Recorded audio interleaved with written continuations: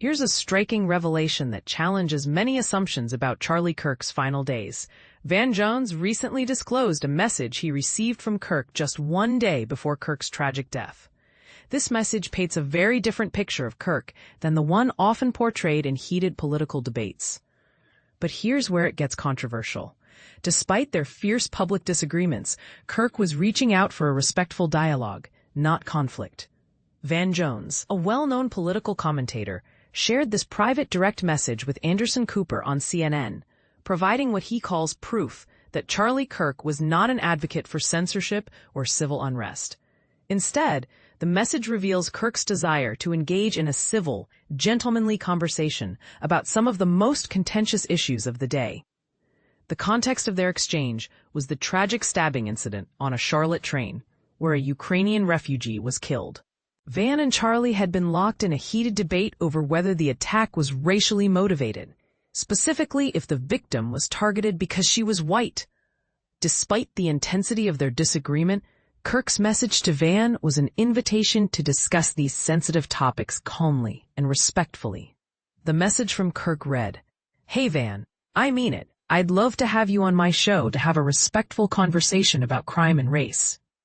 I would be a gentleman, as I know you would be as well. We can disagree about the issues agreeably." This simple yet powerful invitation underscores Kirk's willingness to bridge divides, even with those he considered ideological opponents. Van Jones revealed that this message was sent on September 9, 2025, the very day before Kirk was fatally shot in Utah.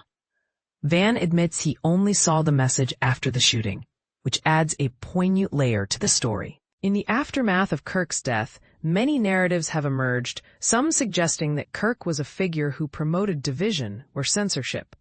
Van is now stepping forward to challenge those narratives, emphasizing that Kirk stood for open dialogue rather than conflict. What makes this even more compelling is that Van and Charlie were often described as mortal enemies in the political arena.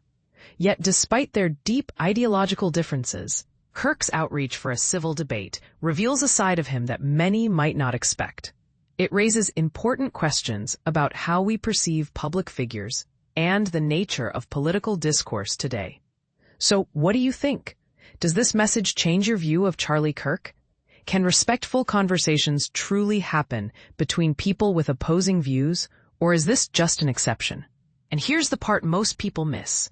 Could this willingness to engage civilly be the key to healing some of the divisions in our society? Share your thoughts and let's get the conversation started.